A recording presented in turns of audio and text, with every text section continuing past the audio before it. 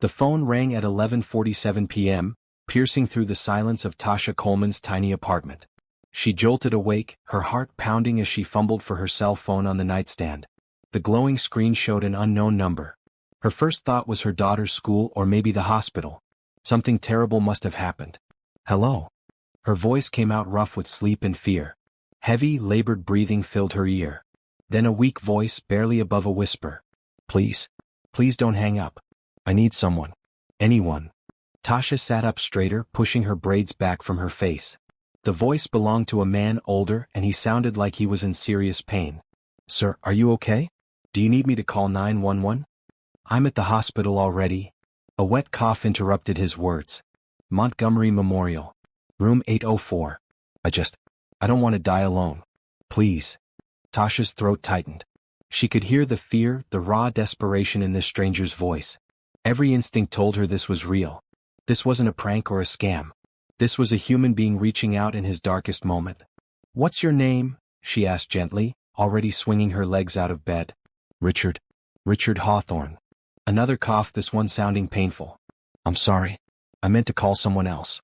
But you answered. You actually answered. I'm here, Tasha said, keeping her voice calm even as her mind raced. I'm listening. The doctors say my heart is failing. Pneumonia in both lungs. They're doing everything they can, but I heard them talking outside my room. They don't think I'll make it through the night. His breath hitched. I built this whole life, this empire, and now I'm lying here in the dark with no one. Not a single person who cares if I live or die. Tasha felt tears prick her eyes. She thought about her own husband, James, who had died 3 years ago in a car accident. She remembered those final hours in the hospital, how grateful she'd been to hold his hand, to tell him she loved him one more time. The thought of anyone dying alone without that comfort broke something inside her. Richard, listen to me. You're not alone right now. I'm right here with you. But you don't even know me. His voice cracked. Why would you care about a stranger? Because you're not just a stranger. You're a person who's scared and hurting, and that matters. That's enough. For a long moment, there was only the sound of his breathing, ragged and uneven. Then, so quietly she almost missed it, will you come? I know it's crazy. I know I have no right to ask. But please. I can't face this alone. Tasha looked at the time. Nearly midnight. She had to work in the morning, a double shift at the grocery store to make up for last week's missed hours. Her daughter Bree had school. They lived paycheck to paycheck and every hour mattered. But this mattered too. Maybe more than anything else right now. What hospital did you say? Montgomery Memorial? Room 804. Hope crept into his voice, fragile and desperate. You'll really come? Yes, I'm coming. Just hold on, Richard. Hold on for me. She hung up and immediately went to her daughter's room. Bree lay curled under her blanket, her brown skin smooth and peaceful in sleep. At 8 years old, she was small for her age, with bright eyes that missed nothing and a heart bigger than the world. Baby, wake up. Tasha gently shook her shoulder. We need to go help someone. Bree's eyes opened, confused but trusting. Right now. Right now. There's a man at the hospital who needs us. He's very sick and very scared, and he has no one. Bree sat up, rubbing her eyes. Is he going to die, Mama? Tasha's chest ached. Her daughter had learned too much about death too young. I don't know, sweetheart. But we're going to be there with him so he's not alone. That's what we can do. Okay. Bree climbed out of bed without complaint. Should I bring my library book? Papa James liked it when I read to him in the hospital. Tasha pulled her daughter into a tight hug, breathing in the coconut scent of her hair. That's a wonderful idea, baby. Get dressed in something comfortable. We might be there a while. 20 minutes later, they were in Tasha's old Honda, driving through the quiet streets. Tasha kept her hand steady on the wheel, but her mind spun with questions. What was she doing? This was insane. She was taking her young daughter to a hospital in the middle of the night to sit with a dying stranger. But she couldn't turn back. That voice on the phone, the raw fear and loneliness, it haunted her. She thought about all the times after James died when she'd felt so alone, when the grief threatened to swallow her whole. The kindness of strangers had saved her then. A neighbor who brought meals. A coworker who covered her shifts. The librarian who let Bree stay after hours while Tasha worked late. Kindness mattered. It was the only thing that really mattered. Montgomery Memorial Hospital rose before them, a massive building of glass and steel. This was where the wealthy came, where people with money got the best care. Tasha had only been here once for Bree's broken arm 2 years ago, and the bill had nearly destroyed them. She parked in the visitor lot and took Bree's hand. Remember to be quiet and respectful, okay? Hospitals are serious places. I remember from when Papa James was sick, Bree said softly. They walked through the sliding doors into the bright, sterile lobby. A security guard sat at the desk, looking bored. His name tag read Wilson. He looked up as they approached, his eyes narrowing slightly. Can I help you? His tone suggested he didn't want to help at all. We're here to see Richard Hawthorne. Room 804. Wilson consulted his computer, frowning. Mr. Hawthorne isn't taking visitors. He's in critical care. He called me. He asked me to come. Tasha kept her voice firm. Please. He's alone up there and he's scared. Ma'am, it's after midnight. Visiting hours ended at 9. I can't just let anyone up to see patients, especially not in critical care. Tasha leaned forward, her voice dropping low and urgent. That man is dying. He has no family here, no friends. He called me because he didn't want to face his last hours alone. Are you really going to stop me from giving him that comfort? Wilson shifted uncomfortably, glancing at Bree, who was watching him with wide, solemn eyes. Please, Bree said quietly. We just want to help. The security guard sighed heavily. Fine. But if the nurses kick you out, that's on them. 8th floor, turn right off the elevator. Thank you, Tasha said, meaning it. Thank you so much. They rode the elevator in silence. Tasha's heart hammered against her ribs. What would she find in room 804? What if he'd already died? What if the nurses refused to let them stay? The 8th floor was quiet, dimmed for night. Only a few lights glowed at the nurses' station. A tired-looking nurse with red hair pulled back in a bun looked up as they approached. We're here for Richard Hawthorne, Tasha said. Room 804. The nurse's expression softened slightly. Family? Tasha hesitated, then decided on the truth. No. He called me. He asked me to come. The nurse studied her for a long moment, then glanced at Bree. That poor man has been alone up here for 3 days. His assistant drops off clothes and paperwork but never stays. I've never seen anyone so isolated. She stood, gesturing down the hall. Come with me. They followed her past several closed doors to room 804. The nurse knocked gently, then pushed the door open. Mr. Hawthorne? You have visitors. The room was large and private, filled with medical equipment that beeped and hummed. In the center, almost lost in the big hospital bed, lay a man who looked much older than he probably was. His skin had a grayish tinge, his cheeks hollow. An oxygen mask covered his nose and mouth. 4 lines snaked from both arms. Monitors blinked and chirped, tracking his vital signs. But his eyes, when they opened and found Tasha standing in the doorway, blazed with such relief and gratitude that she felt it like a physical force. You came, he whispered, his voice muffled by the oxygen mask. You actually came. Tasha walked to his bedside, Bree close beside her. I told you I would. I'm Tasha, and this is my daughter Bree. Richard's eyes filled with tears. His hand, pale and trembling, reached toward her. Without hesitation, Tasha took it, folding his cold fingers in her warm ones. Thank you, he breathed. Thank you for being kind to a stranger. Have you ever received a call that changed your life forever? A moment where a stranger's desperate voice reached through the darkness and asked you to choose compassion? This is one of those stories. If it touches your heart, please subscribe and share your thoughts in the comments. Have you ever helped a stranger in need or wished you had? Your story matters too. The nurse, whose name tag read Patricia, brought 2 chairs into the room. I'll let you stay, but if his condition changes, you'll need to step out so we can work. Understood. Of course, Tasha said, settling into the chair beside Richard's bed. Bree climbed into the other chair, pulling her library book from her backpack. Patricia checked Richard's vitals, adjusting his 4 and making notes on her tablet. Your oxygen levels have actually improved in the last few minutes, she said, sounding surprised. Heart rate is more stable too. Richard's eyes remained fixed on Tasha. She could see him struggling to stay conscious, fighting against exhaustion and medication. His hand still gripped hers like she was the only thing keeping him tethered to life. Tell me about yourself, Tasha said softly after Patricia left. You said your name is Richard Hawthorne. What do you do? I run a company. Hawthorne Industries. We do tech manufacturing. His voice was barely audible through the oxygen mask. 50,000 employees worldwide. Billions in revenue. I spent my whole life building it. That's impressive, Tasha said. Is it? Richard's eyes closed briefly. I worked 16-hour days. Missed every holiday. Never married. Pushed away anyone who tried to get close. I told myself it was worth it, that the company mattered. But now I'm here and the company keeps running without me. No one even notices I'm gone. Bree looked up from her book. That's sad. Everyone should have people who notice them. Richard's gaze shifted to the little girl. How old are you, sweetheart? 8. I'm in 3rd grade. My teacher is Mrs. Patterson and she's really nice. She lets me help grade papers sometimes. Sounds like you're a good student. I try. Mama says education is important because it opens doors. Bree smiled at him. What was your favorite subject when you were in school? Math. I liked how numbers always made sense. They never lied or let you down. Richard coughed, his whole body shaking. Tasha reached for the cup of water on his bedside table, holding the straw to his lips. He sipped gratefully. People can let you down, Tasha said. But they can also lift you up.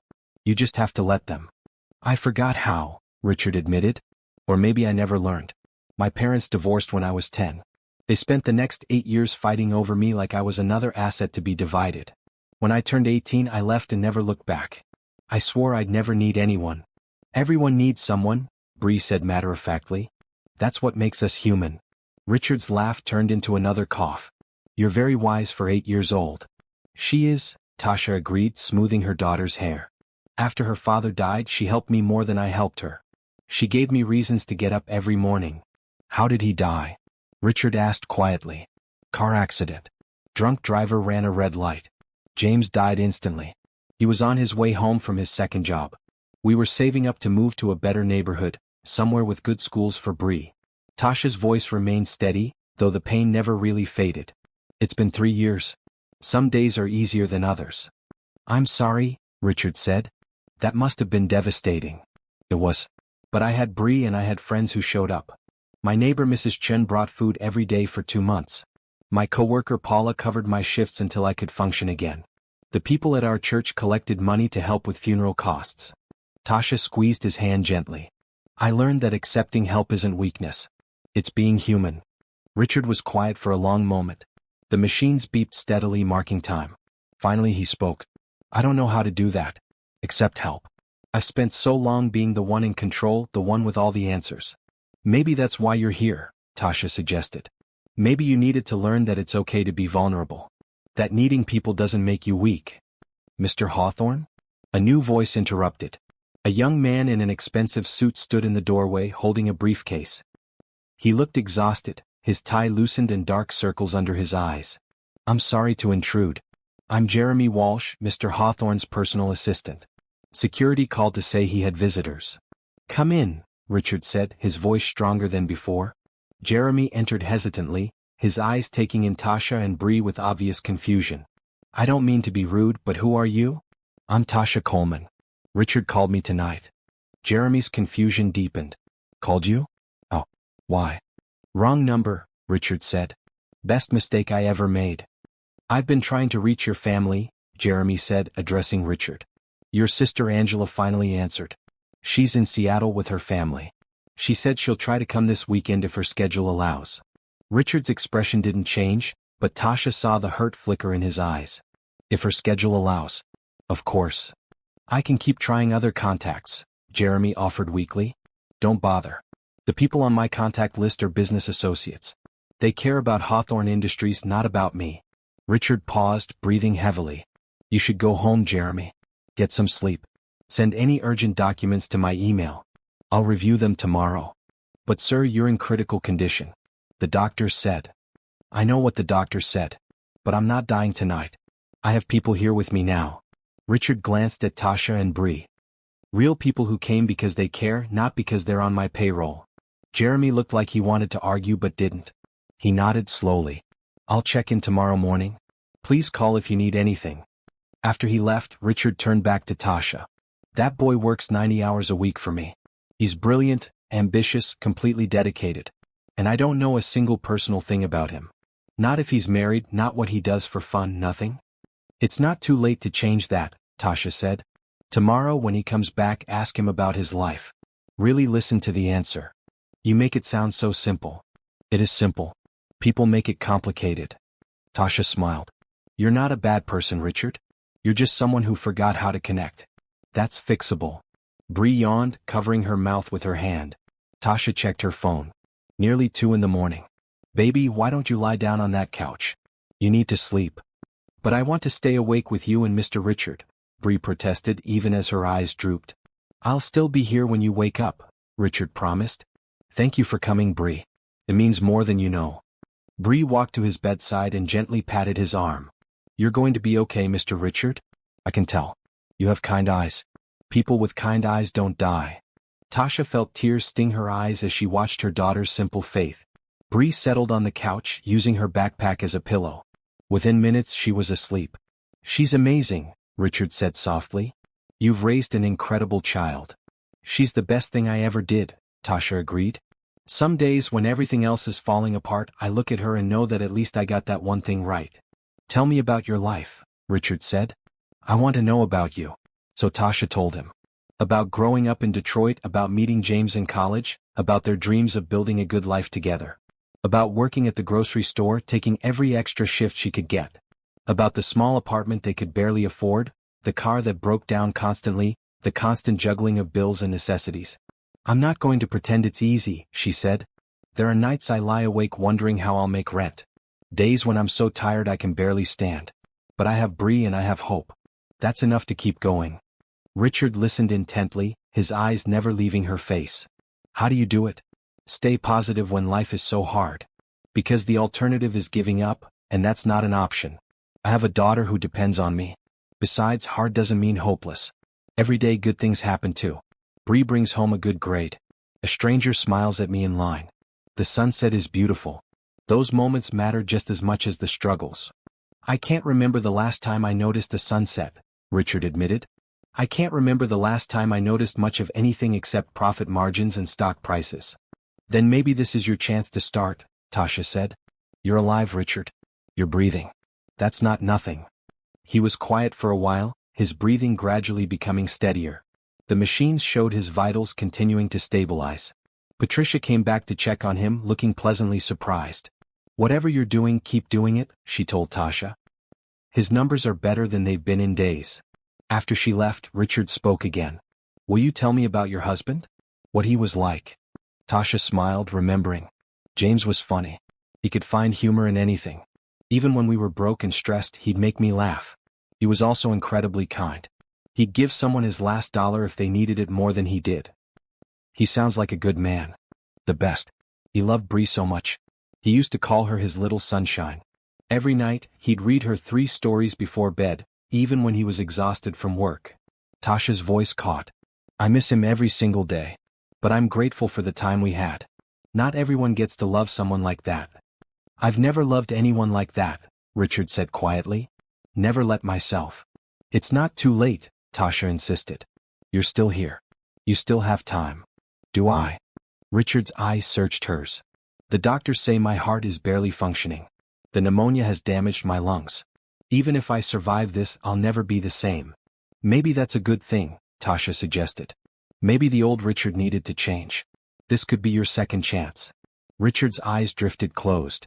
His breathing, though still labored, had a more peaceful quality. His hand, still holding Tasha's, relaxed slightly. Tasha settled deeper into her chair, prepared for a long night. Through the window, she could see the city lights twinkling in the darkness. Somewhere out there, people were sleeping, living their lives, unaware that in this hospital room, something important was happening. A man who had spent his life alone was learning that connection mattered. That vulnerability wasn't weakness. That sometimes the wrong number was exactly the right call. Dawn crept through the hospital room windows, painting everything in shades of pink and gold. Tasha had dozed off twice during the night, jerking awake each time Richard's breathing changed or one of the machines beeped differently. Patricia had checked on them every hour, each time noting improvements in Richard's condition with surprised approval. Bree stirred on the couch, rubbing her eyes. Mama? What time is it? Almost 6, Tasha said, stretching her stiff neck. Her back ached from the uncomfortable chair, but she didn't care. Richard was still sleeping, his breathing easier than it had been when they arrived. Is Mr. Richard better? Bree asked, patting over in her socks. I think so, baby. His color is better and he's resting more peacefully. A new nurse came in, this one a tall man with gentle eyes named Marcus. He checked Richard's vitals, studied the monitors, and nodded with satisfaction. "Dr. Patterson will be pleased," he said. "Mr. Hawthorne's oxygen saturation has improved significantly overnight. His heart rhythm is more stable too." "That's wonderful," Tasha said, relief flooding through her. "Are you family?" Marcus asked, curiosity evident in his voice. "No. Just someone who cares." Marcus smiled. "Sometimes that's even better. I'll let the doctor know you're here. She'll want to examine him when he wakes up." After Marcus left, Bree opened her backpack and pulled out a package of crackers. "I brought snacks. Want some, Mama?" They shared the crackers quietly, watching Richard sleep. Tasha thought about her own life, about the double shift she was missing, about the bills waiting at home. She should feel anxious, stressed about the lost wages. But somehow, sitting here with this dying stranger who wasn't quite a stranger anymore, she felt peaceful. This was where she was supposed to be. Richard's eyes opened slowly. He blinked several times, confused, then focused on Tasha. A smile spread across his face. "You're still here. I thought maybe I dreamed you." "We're real," Bree assured him. "And you look better. Your face isn't as gray." Richard chuckled, then coughed. Tasha held water for him again. "Thank you. Both of you. I can't believe you stayed all night."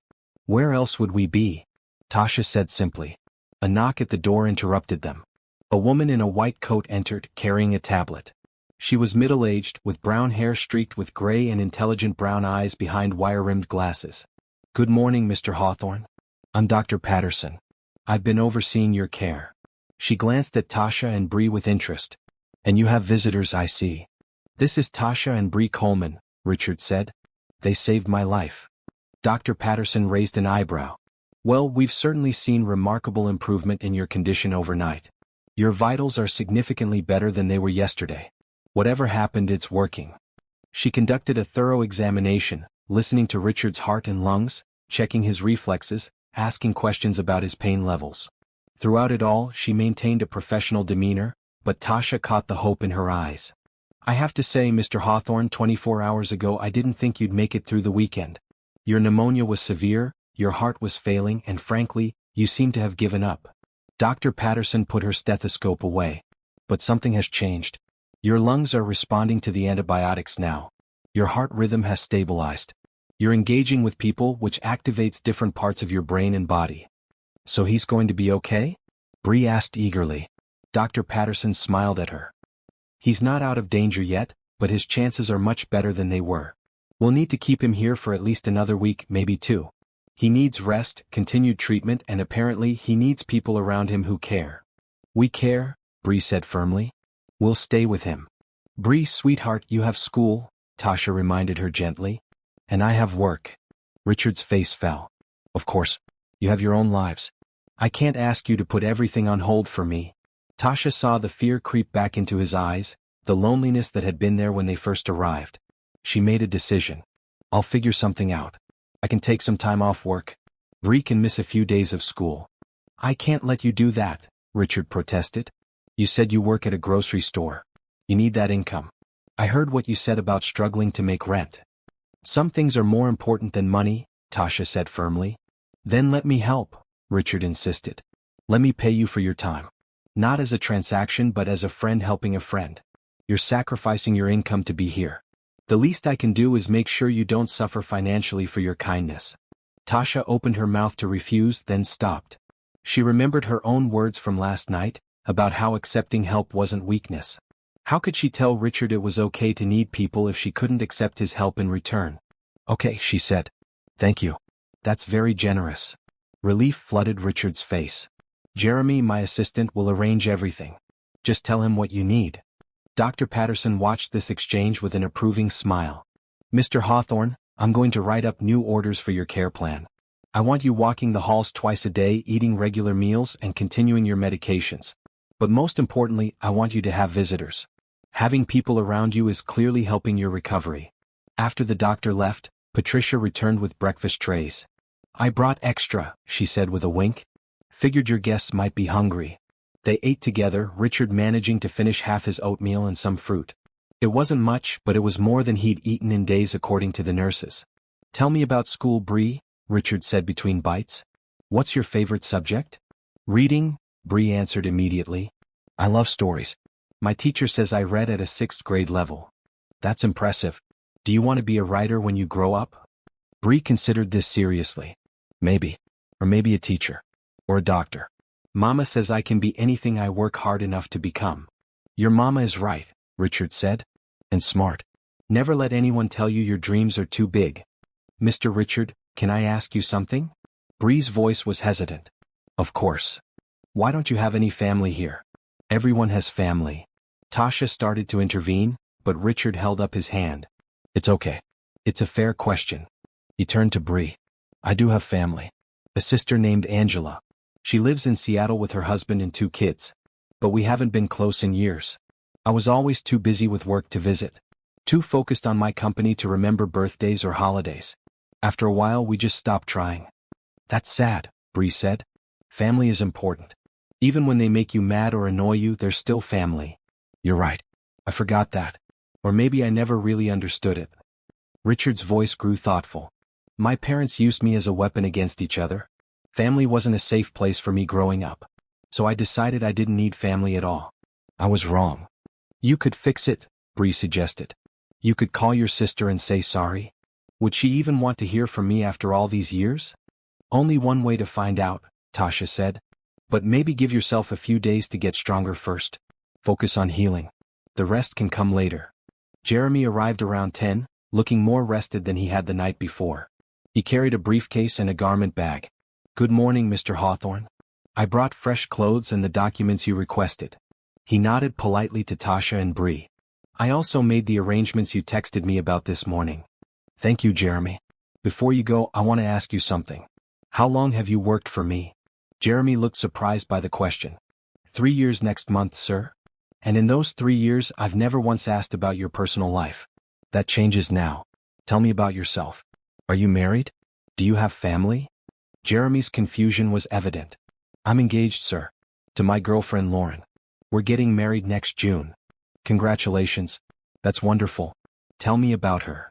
For the next 20 minutes, Jeremy talked about Lauren, about their relationship, their wedding plans, their hopes for the future. Richard listened attentively, asking questions, showing genuine interest. Tasha watched this interaction with satisfaction. He was learning. Slowly but learning. After Jeremy left, Richard turned to Tasha. That felt good. Seeing him as a person instead of just an employee. I've wasted so much time. You haven't wasted it, Tasha corrected. You've just spent it differently. Now you get to make new choices. The morning passed in quiet conversation. Richard dozed on and off. Bree drew pictures at the small table by the window. Tasha answered work emails on her phone, letting her manager know she needed a few days off for a family emergency. Around noon, Patricia returned. Time for your walk, Mr. Hawthorne? Doctor's orders. Richard looked uncertain. I don't know if I can. You can, Tasha said firmly. We'll help you. With Patricia on one side and Tasha on the other, they got Richard out of bed. He was unsteady on his feet, weak from days of lying down. But step by step they made it out of the room and down the hall. Bree walked ahead of them, turning back frequently to offer encouragement. You're doing great, Mr. Richard. Just a little farther. They made it to the nurse's station and back, a small distance but a huge accomplishment. By the time they got Richard back into bed, he was exhausted but smiling. I did it, he said wonderingly. I actually did it. Of course you did, Tasha said. You're stronger than you think. As Richard fell asleep again, Bree climbed into the chair beside Tasha. Mama, I'm glad we came here. Mr. Richard needs us. I'm glad too, baby. Sometimes the most important thing we can do is just show up for someone. Tasha looked out the window at the city below, thinking about how one phone call had changed everything. How saying yes to a stranger's desperate plea had led them here, to this moment, to this unexpected connection. She didn't know what would happen next. But she knew, deep in her heart, that they were exactly where they needed to be. That afternoon, Tasha called her neighbor Mrs. Washington to explain the situation. The older woman, who had known the Colemans since they moved into the building, immediately offered to water Tasha's plants and collect their mail. You're doing a good thing, honey, Mrs. Washington said warmly. The Lord put that man in your path for a reason. You follow where your heart leads. By evening, Richard was more alert. The nurses encouraged him to sit up in a chair for dinner instead of eating in bed. Tasha helped him make the short journey from bed to chair, noticing how he gripped her arm for support. I used to run marathons, Richard said with a rueful laugh. 10 years ago I ran the Boston Marathon. Now I can barely walk across a room. You'll get stronger, Tasha assured him. It takes time. Dinner arrived, and this time Richard managed to eat most of his meal. Bree entertained them with stories from school, describing her classmates with vivid detail. There's this boy named Tyler who thinks he's so cool because he can burp the alphabet. But everybody knows that's gross, not cool. She rolled her eyes dramatically. Boys are weird. Richard laughed, a genuine sound that made Tasha's heart lift. I was probably like Tyler when I was your age. Always trying to impress people. Did it work? Bree asked. Not really. I was a small kid, kind of nerdy. I liked computers and math, which wasn't cool in the 80s. I got picked on a lot. That's mean, Bree said indignantly. People shouldn't be mean just because someone is different. You're absolutely right. But unfortunately it happens. Richard's expression grew distant. I think that's partly why I became so focused on success. I wanted to prove I was worth something. I wanted to show everyone who made fun of me that I could be important. But you already were important, Bree said. Everyone is important just for being themselves. Tasha felt a surge of pride in her daughter. At 8 years old, Bree understood things that many adults never grasped. I wish someone had told me that when I was your age, Richard said quietly. It might have changed everything. As night fell, Bree settled on the couch with her homework. Tasha had called the school and explained the situation, and Bree's teacher had emailed assignments. Bree worked diligently, occasionally asking Richard for help with her math problems. What's 7 times 8? She asked, chewing on her pencil.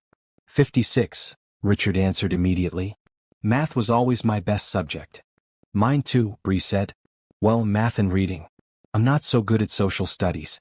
All those dates and names get confusing. History is just stories, Richard said. If you think of it that way, it's easier to remember. Every date represents something that happened to real people. They worked through her homework together, Richard explaining concepts in ways that made sense to an 8-year-old. Tasha watched, seeing a different side of this man. He was patient with Bree, never condescending, treating her questions seriously. After Bree finished her homework and settled down with her book, Richard turned to Tasha. Can I ask you something personal? Of course. How did you stay strong after your husband died? How did you keep going when everything fell apart? Tasha thought carefully before answering. Honestly? Some days I didn't feel strong at all. There were mornings I couldn't get out of bed. Times I cried in the grocery store bathroom during my lunch break. Nights I lay awake wondering how I'd survive. But you did survive. Because I had to. Bree needed me. And because I had people who helped me. My neighbor brought food. My coworker covered shifts. People from church babysat Bree when I had to work late. Tasha's voice softened.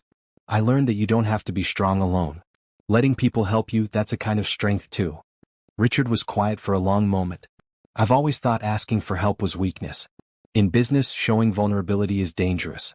People take advantage of it. Business isn't life, Tasha said gently.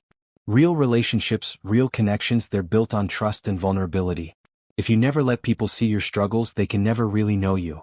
But what if they hurt you? What if you trust someone and they let you down? Then they do. It hurts, but you survive. The alternative is going through life alone, never letting anyone in. That's not living. That's just existing. Richard's eyes glistened with unshed tears. I've been just existing for so long. I forgot what living felt like. You're remembering now, Tasha said. That's what matters. Patricia came in for the night shift change. She checked Richard's vitals and smiled with approval. Temperature is down. Blood pressure is better. Heart rate is stable. Whatever you're doing, Mr. Hawthorne, keep it up. After she left, Richard asked, Tell me more about James. I want to understand what real love looks like. So Tasha told him. About how she and James met in a college library, both reaching for the same book. About their first date at a cheap diner where they talked for 6 hours. About the tiny apartment they shared after graduation, furnished with hand-me-downs and yard sale finds. We didn't have money, Tasha said. But we had each other. We'd make dinner together every night, even when we were exhausted. We'd take walks in the park because it was free. We'd stay up late talking about our dreams. What were your dreams? Richard asked. Nothing grand. We wanted a house someday with a yard for kids to play in. We wanted to travel, see the ocean, take Bree to Disney World. Simple things that felt huge to us. Tasha smiled sadly. We were saving for a trip to the beach when he died. We'd never seen the ocean. He never got to. I'm so sorry, Richard said. Me too. But I'm also grateful. Some people never get to experience that kind of love. At least I had it, even if it was too brief. Richard wiped his eyes. I've had relationships. Affairs, really. Women I dated for a few months before work got in the way. But I never let any of them get close. Never let myself be vulnerable enough to really love someone. It's not too late, Tasha said, repeating words that were becoming a refrain. You're 52, Richard. You could have 30 or 40 more years. That's time for love, for family, for connection. If you want it. I do want it, Richard said fiercely. I want it so much. But I don't know how. I don't know how to be the kind of person people want to be around. You're doing it right now, Tasha pointed out. You're being honest. You're being vulnerable. You're asking questions and really listening to the answers. That's all it takes. Is it really that simple? The mechanics are simple. Following through consistently, that's harder. But you can do it. I believe in you. Richard's hand found hers again. What? Why do you believe in me? You don't even know me. I know enough. I know you're scared of dying alone. I know you recognize that your life hasn't been what you wanted. I know you're trying to change. That's enough. They sat in comfortable silence for a while, listening to Bree's soft breathing as she slept on the couch. The hospital settled into its nighttime rhythm, quieter but never truly silent. Machines beeped, footsteps echoed in hallways, distant voices murmured. Tell me about your childhood, Richard said eventually. Before your parents divorced. So Richard told her. About growing up in Boston, in a big house with a pool and every material thing he could want. About parents who were never home, always traveling for business. About nannies who changed every few months. About learning early that love was conditional, based on achievements and obedience. When I brought home straight A's, my father would nod and say, good. Keep it up. When I won the science fair, my mother said, of course you did. You're a Hawthorne. Nothing was ever enough. I was never enough, just as myself. That must have been lonely, Tasha said. I didn't realize how lonely until much later. I thought that was just how life was.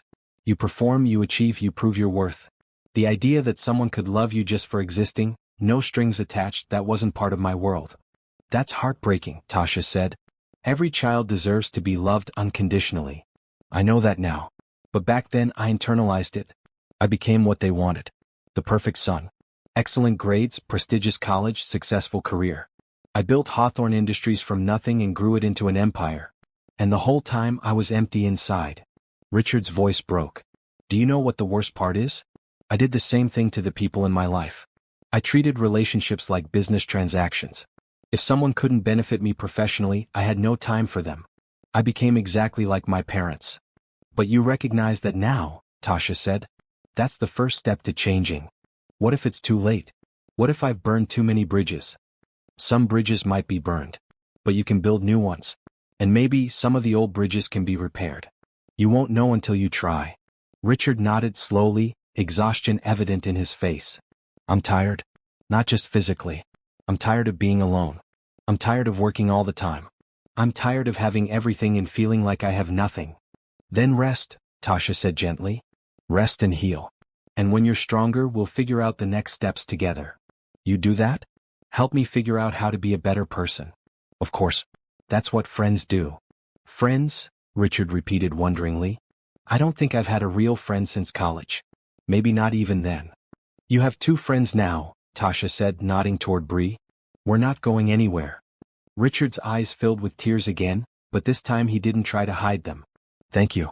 For seeing something in me worth saving. For not giving up when any reasonable person would have hung up the phone. You're worth saving, Richard. You just forgot that for a while. We're helping you remember. As Richard drifted off to sleep, Tasha settled back in her chair. Her body ached from 2 nights in uncomfortable chairs, but her heart felt full. Something important was happening here. A life was being saved, but more than that, a soul was being healed.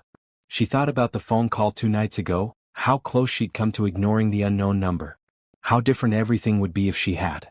Richard would have died alone. Bree would never have met this kind, broken man. And Tasha would have missed the chance to make a real difference in someone's life. Sometimes, she thought, the most important moments come disguised as inconveniences. A late-night phone call from a stranger. A request that seems unreasonable. A choice to say yes when saying no would be easier. She looked at Richard sleeping peacefully, his face more relaxed than when they'd first arrived. She looked at Bree curled up on the couch, her library book open on her chest. And she knew with absolute certainty that she'd made the right choice. Morning light filled the hospital room, bright and clear. Tasha woke to find Patricia checking Richard's vitals again, a pleased expression on her face. "His temperature is normal," Patricia said quietly, careful not to wake Bree. "Lungs sound clearer. Heart rhythm is excellent. Dr. Patterson is going to be very happy with these results." Richard stirred, opening his eyes slowly. He looked around the room, his gaze landing on Tasha and Bree. A smile spread across his face, genuine and warm. "Good morning," he said, his voice stronger than it had been yesterday. "You're both still here. Where else would we be?" Bree asked, sitting up and stretching. "We're your friends. Friends don't leave." After Patricia finished her checks, breakfast arrived. Richard sat up in bed without help this time, a small victory that made everyone smile. He ate scrambled eggs and toast, finishing almost everything on his plate. "I'm actually hungry," he said with wonder. "I can't remember the last time I felt hungry." "That's a very good sign," Patricia said. "Your body is healing. Keep eating well and following the treatment plan, and you'll be out of here before you know it." Jeremy arrived at 9, carrying Richard's laptop and more paperwork. But before he could launch into business, Richard stopped him. "Jeremy, sit down for a minute. Tell me how the wedding planning is going. Have you and Lauren picked a venue?" Jeremy looked startled but pleased. He sat in the chair by the window and talked about venue shopping, about Lauren's vision for the ceremony, about his own nervous excitement. Richard listened intently, asking questions, offering congratulations. Tasha watched this interaction with satisfaction. Richard was trying. He was making an effort to connect, to see the people around him as humans rather than employees. It wasn't smooth or natural yet, but it was genuine. After Jeremy left, Dr. Patterson arrived for morning rounds. She examined Richard thoroughly, asking questions about his pain levels, his breathing, his energy. "Remarkable," she said, shaking her head. "Mr. Hawthorne, I've been practicing medicine for 25 years, and I've never seen someone bounce back from severe pneumonia and heart failure this quickly. Your lab results are almost normal. Your lung function has improved dramatically. Your heart is beating strong and steady. So I'm going to live?" Richard asked, half joking, half serious. "If you continue at this rate, yes. You'll need to stay here at least another week for monitoring and continued treatment. And you'll need to make significant lifestyle changes after discharge. But barring any setbacks, you should make a full recovery." Richard's eyes filled with tears. "I thought I was dying. I was so sure this was the end." "You were very sick," Dr. Patterson acknowledged. "But something changed. Having people around you who care, that made all the difference. The mind and body are connected in ways we don't fully understand. When you have reasons to live, your body fights harder." After the doctor left, Richard turned to Tasha. "I need to do something for you both. Something meaningful. Please, let me help you the way you've helped me." "You already offered to cover my lost wages," Tasha reminded him. "That's more than enough." "It's not nearly enough," Richard insisted. "You've given me my life back. Let me do something meaningful for you and Bree." Tasha hesitated. She'd been raised to refuse extravagant gifts, to not be a burden, to make do with what she had. But she remembered telling Richard about accepting help. How could she expect him to learn if she didn't model it? "Okay," she said slowly. "There are things we need. Practical things." "Tell me." "My car is old. It breaks down constantly and I can't afford repairs. Every time something goes wrong, I have to choose between fixing the car or buying groceries." Tasha took a breath. "And Bree needs a computer for school. All her classmates have them for online assignments, but we can't afford one.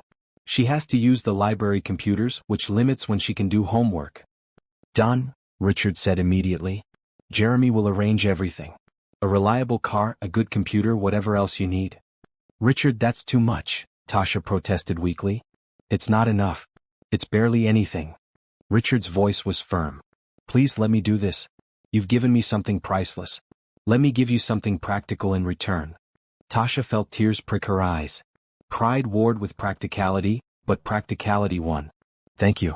This will make such a difference for us." "No, thank you. For everything." Bree, who had been listening quietly, spoke up. "Mr. Richard, can I ask you something?" "Anything, sweetheart." "When you get better and leave the hospital, will we still be friends?" Richard's face softened. "Absolutely. I'd like that very much." "Good. Because you need friends. And Mama and I are really good at being friends." The morning passed in comfortable companionship. Bree worked on her homework while Richard offered help and encouragement. Tasha made phone calls, arranging for Mrs. Washington to keep checking on their apartment, updating Bree's teacher on their situation. Around lunchtime, Patricia returned with a wheelchair. "Time for your walk, Mr. Hawthorne. But today we're going farther. Down to the atrium on the first floor. There's sunshine and plants and I think it would do you good." With Tasha and Patricia's help, Richard moved from the bed to the wheelchair. He looked frustrated by his weakness but didn't complain. They made their way through the halls, Bree walking ahead and describing everything she saw. The atrium was beautiful, filled with natural light streaming through tall windows. Plants in large pots created a small garden. A fountain burbled in the center. Several other patients sat in wheelchairs or on benches, enjoying the change of scenery. They found a spot by the fountain.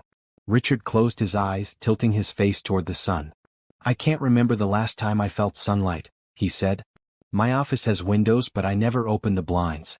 Too much glare on the computer screen." "The sun is important," Bree said sagely. "It gives us vitamin D. We learned that in science class." They sat there for 30 minutes, soaking in the warmth and light. Other patients smiled and nodded at them. An elderly woman in a wheelchair stopped to admire Bree's colorful jacket. "What a beautiful child," she said to Tasha. "And so well behaved. My grandchildren would be running around like wild animals." "Thank you," Tasha said, pride evident in her voice. "She's my greatest blessing." On the way back to the room, they passed a small waiting area where a young woman sat crying quietly. She looked to be in her mid-20s, her face blotchy and red. Richard noticed her distress. "Excuse me," he called out. "Are you all right?" The young woman looked up, startled. "I'm fine. Thank you." "You don't look fine," Richard said gently. "I don't mean to intrude, but sometimes it helps to talk." The woman hesitated, then the words spilled out. "My father just had emergency surgery. He's in recovery now, but it was close. The doctors say he'll be okay, but I was so scared." She wiped her eyes. "I'm sorry. I shouldn't dump this on strangers." "Sometimes strangers are the easiest people to talk to," Richard said. "I'm Richard. This is Tasha and Bree. I'm a patient here too. Pneumonia and heart problems." "I'm Nicole," the young woman said. "I'm sorry you're sick. Are you getting better?" "Thanks to these two, yes. They showed up when I needed someone most. They reminded me that people still care about each other." Nicole managed a watery smile. "That's beautiful. Your family sounds wonderful." "They're not my family," Richard said. "They're my friends, which might be even better." Nicole stood up, composing herself. "Thank you for stopping. It helped to talk even for a minute. I hope you recover fully, Mr. Richard." "I hope your father recovers too," Richard said warmly. As they continued back to the room, Bree looked up at Richard with shining eyes.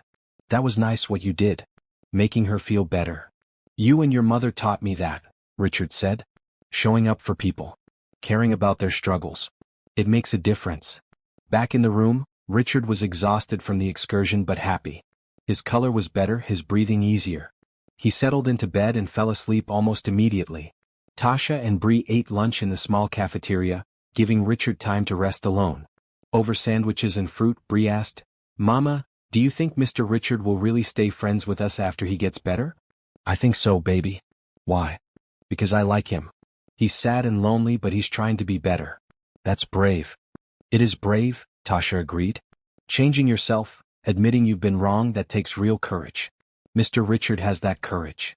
"I'm glad we came to the hospital," Bree said. "Even though it's boring sometimes and the chairs are uncomfortable. We're helping someone. That's important." Tasha hugged her daughter, overwhelmed with love. "You have the biggest heart, Bree Coleman. Don't ever lose that." When they returned to the room, Jeremy was there with another man in an expensive suit. They were discussing business matters with Richard, who looked overwhelmed and tired. "Gentlemen," Tasha said firmly, "I think that's enough for today. Mr. Hawthorne needs rest." The other man looked annoyed. "We have important decisions to make. The board meeting is next week and—" "The board meeting will happen with or without Richard," Tasha interrupted. "Right now, his health is more important than any business decision. You can come back tomorrow." Richard looked grateful.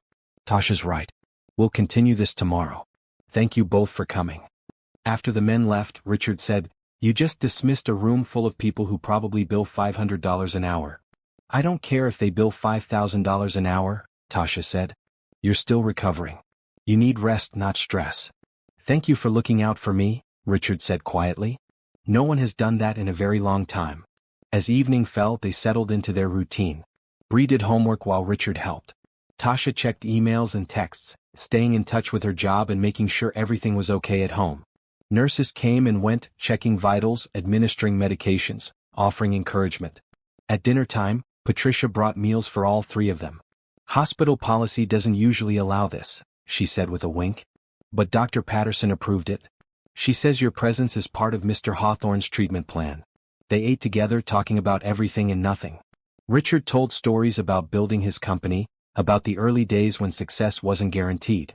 Bree talked about her favorite books and her dream of writing her own stories someday. Tasha shared memories of James, happy memories that made them all smile.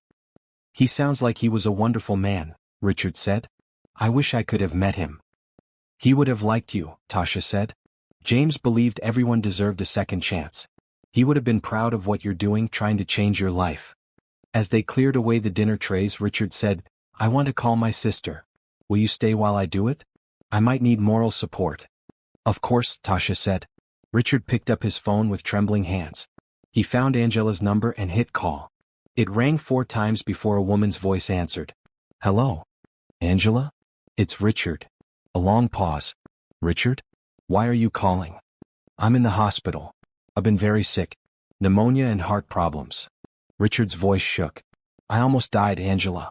And when I was lying here thinking about my life, I realized how much I regret pushing you away. Another pause. When Angela spoke again, her voice was softer. Are you okay now? I'm getting better. Thanks to some very special people who showed me that it's not too late to change. Richard glanced at Tasha and Bree. I know I have no right to ask this, but I'd like a chance to be your brother again. Really be your brother, not just someone you share DNA with. Tasha heard Angela's voice crack. I'd like that too. I've missed you, Richard. Even when I was angry, I missed you. They talked for 20 minutes, carefully navigating years of distance and hurt. Angela shared photos of her kids over video call. Richard promised to visit once he was recovered. When they finally hung up, Richard was crying, but they were happy tears. I did it, he said wonderingly. I actually did it. You did, Tasha confirmed. I'm so proud of you. As night settled over the hospital, Richard fell into a peaceful sleep. Tasha and Bree settled into their usual spots, comfortable in this routine they developed. Through the window, the city lights twinkled like stars. Tasha thought about small acts of kindness, about how they could ripple outward in unexpected ways. Answering a phone call, staying with a stranger, offering comfort and hope. Such simple things, but they were changing a life. Maybe she thought they were changing her life too. Reminding her that she was strong, capable, and able to make a real difference. That her compassion wasn't weakness but power. She fell asleep that night with a smile on her face, grateful for wrong numbers and second chances.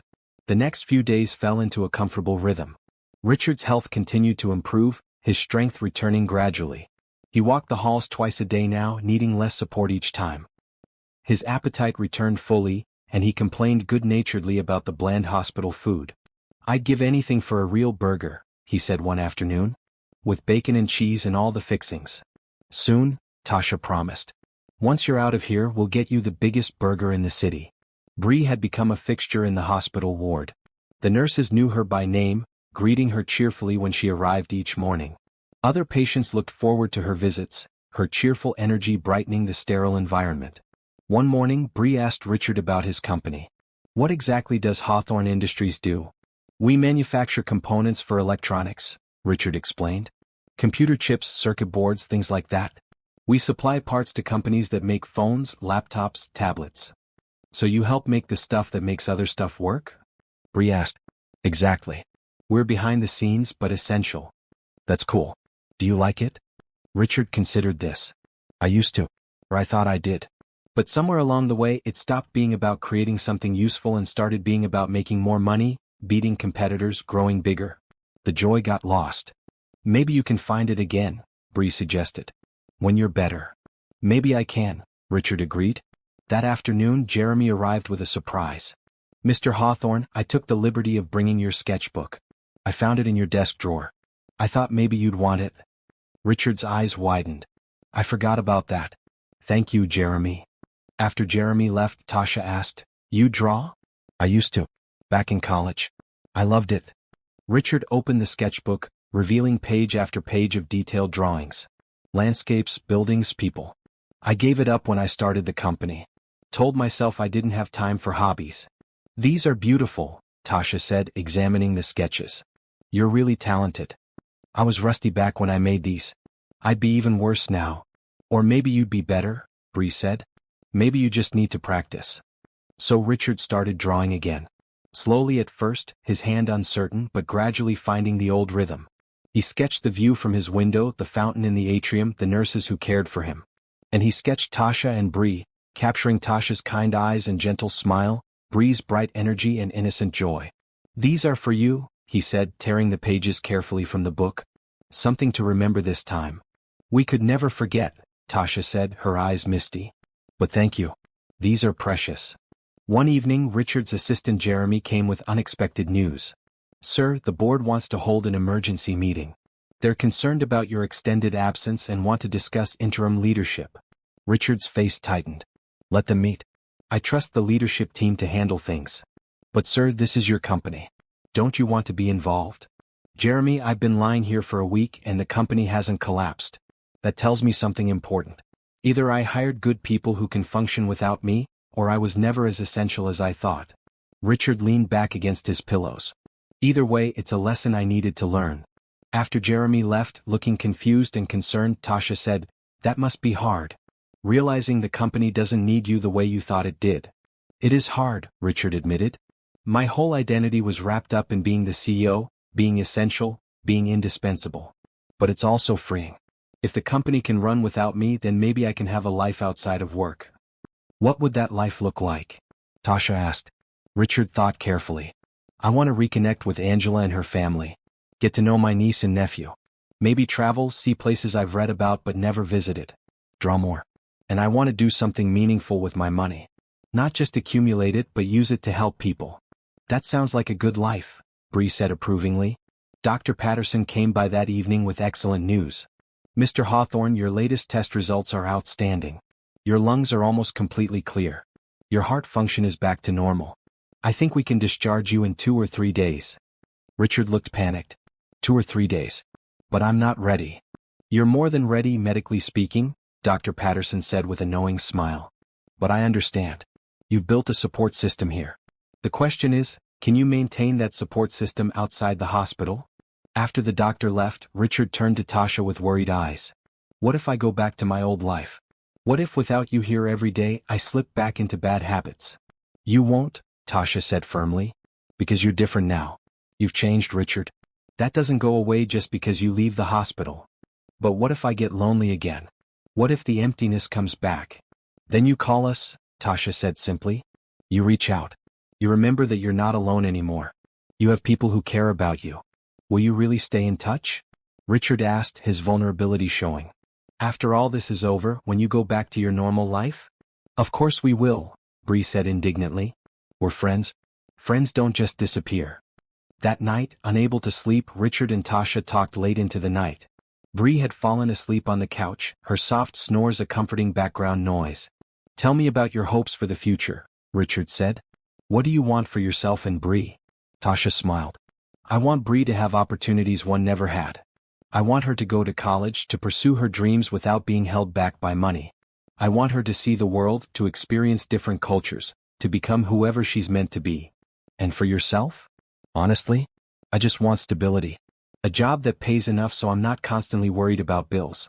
A safe place to live. Maybe someday I'd like to go back to school myself. I always wanted to be a social worker to help families like mine. You'd be excellent at that, Richard said. You have such compassion and wisdom. You see people clearly and accept them as they are. Thank you. That means a lot. I want to help make your dreams happen, Richard said seriously. I want to pay for Bree's college education. I want to help you go back to school. And I want to hire you if you're willing. Tasha's eyes widened. Hire me? For what? I'm going to start a foundation. Something focused on helping single parents, families struggling to make ends meet. People who just need a little support to get back on their feet. I want you to run it. Richard, I'm not qualified for something like that. You're more qualified than anyone I know. You've lived it. You understand what people need because you've needed it yourself. Richard's voice grew passionate. I don't want some fancy MBA running this foundation. I want someone with heart, someone who genuinely cares. That's you. Tasha felt tears slide down her cheeks.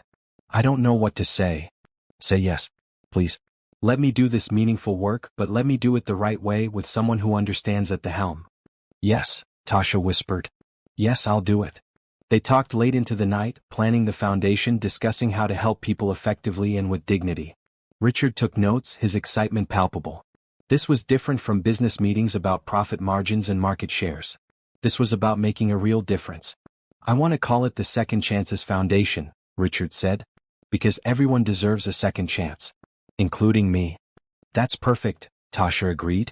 As dawn broke, painting the sky in shades of pink and orange, Richard said, You saved my life, Tasha. Not just by coming to the hospital but by showing me what really matters. Family, friendship, connection, purpose. Without you, I would have died empty and alone. Now I have a reason to live. You always had reasons to live, Tasha corrected gently. You just couldn't see them. Sometimes we need someone else to hold up a mirror and show us who we really are, who we can become. Then you're my mirror, Richard said. You and Bree both. You showed me the man I want to be.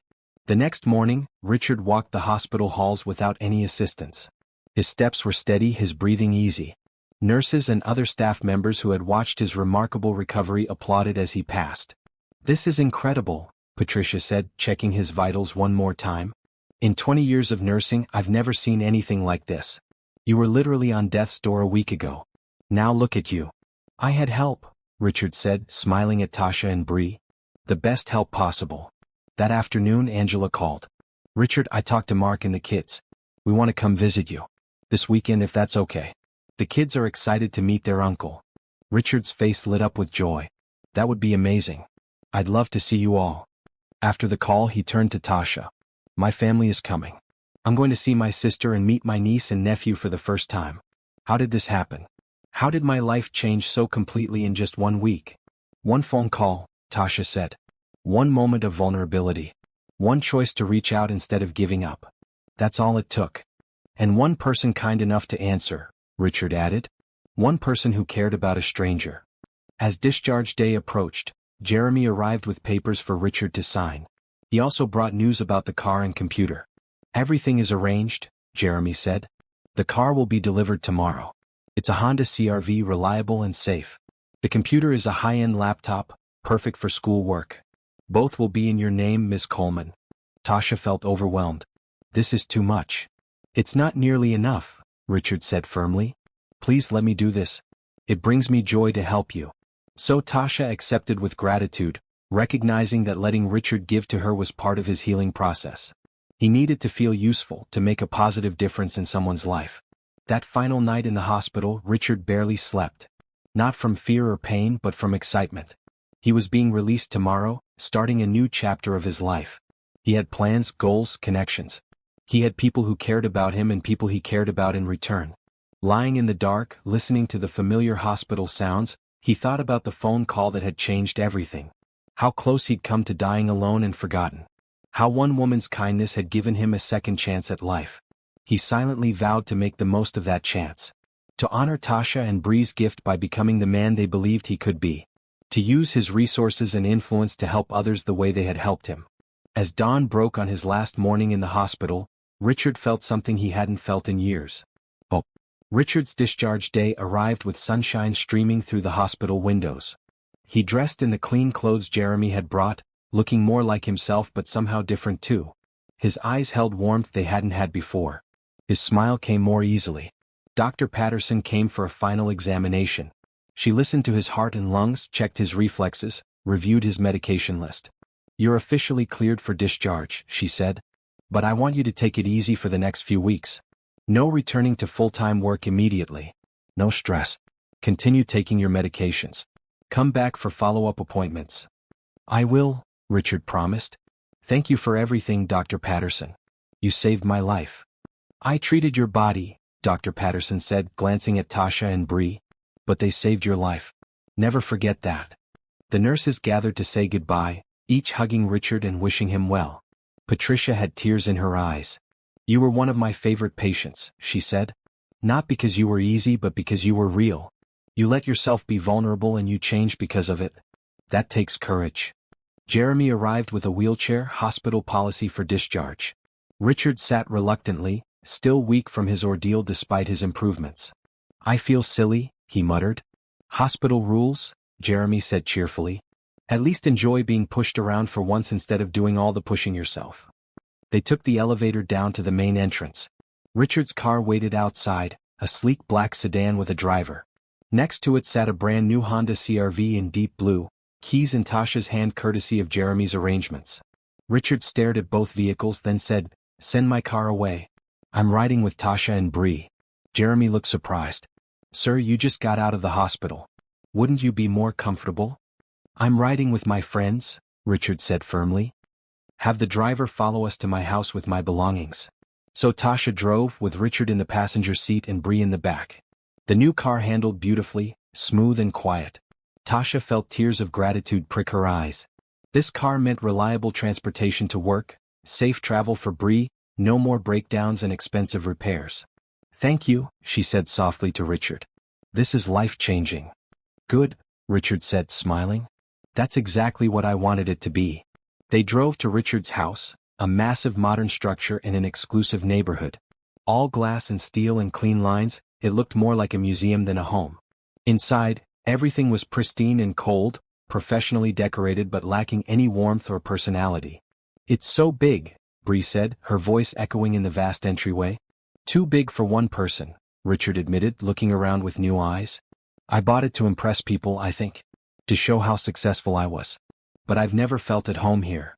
Jeremy helped Richard settle into the living room while Tasha explored. The kitchen was state-of-the-art but barely used. The home office was cluttered with paperwork and computer equipment. The bedrooms were sparse and impersonal. The whole place felt empty despite being filled with expensive furniture and artwork. "You need some color in here," Bree announced. "And pictures. Homes should have pictures of people you love." "I don't have any pictures," Richard said quietly. "I never took any. I was never anywhere I wanted to remember." "Then we'll make new memories," Tasha said. "Starting now." She pulled out her phone and took a photo of Richard, Bree and herself, all three of them smiling on Richard's enormous white couch. "There. Your first family photo." Richard stared at the image, his eyes filling with tears. "Family photo," he repeated. "I like the sound of that." Over the next few days Richard adjusted to being home. Tasha and Bree visited daily, bringing warmth and life to the cold house. Bree drew pictures that Richard hung on his refrigerator. Tasha helped him sort through years of accumulated paperwork, organizing his life. They cooked meals together in his underused kitchen. Simple things like spaghetti and salad, but prepared with laughter and conversation. Richard was a terrible cook, but he tried hard, following Tasha's instructions with endearing concentration. "I've had private chefs prepare gourmet meals for me," Richard said one evening, twirling spaghetti on his fork. "But nothing has ever tasted as good as this." "That's because you made it yourself," Bree said wisely. "Food tastes better when you make it with people you love." The doorbell rang one Saturday afternoon. Richard answered to find Angela standing there with her husband Mark and two children. Angela looked like Richard, the same eyes and strong chin, but her face was softer, more open. "Richard," she said, and then they were hugging, both crying. "I'm sorry," Richard said into her shoulder.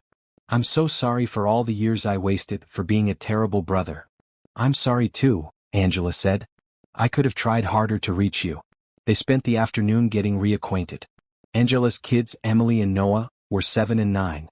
Initially shy, they warmed up quickly when Bree pulled out her art supplies and suggested they make welcome cards for their uncle. Tasha stayed in the background, giving the family space to reconnect. But Angela sought her out in the kitchen. "Thank you," Angela said simply. "Jeremy told me what you did. How you came to the hospital when Richard called you, how you stayed with him. You gave me my brother back." "He gave himself back," Tasha corrected. "He did the hard work of changing. I just provided support." "That support saved his life," Angela insisted. "I'll never forget that. If there's ever anything I can do for you, anything at all, please ask." "Just love your brother," Tasha said. "Be there for him. That's all he needs." Watching Richard play with his niece and nephew, seeing the joy on his face as Emily showed him her drawings and Noah explained his favorite video games, Tasha felt profound satisfaction. This was why she'd answered that phone call. For this moment, this reconnection, this healing. That evening, after Angela's family left with promises to visit again soon, Richard said, "I haven't been that happy in decades. Maybe ever." "You're building the life you always needed," Tasha said. "Family, connection, purpose. It's all coming together." Over the following weeks, Richard threw himself into planning the Second Chances Foundation. He met with lawyers to establish the organization properly. He consulted with social workers to understand the needs of struggling families.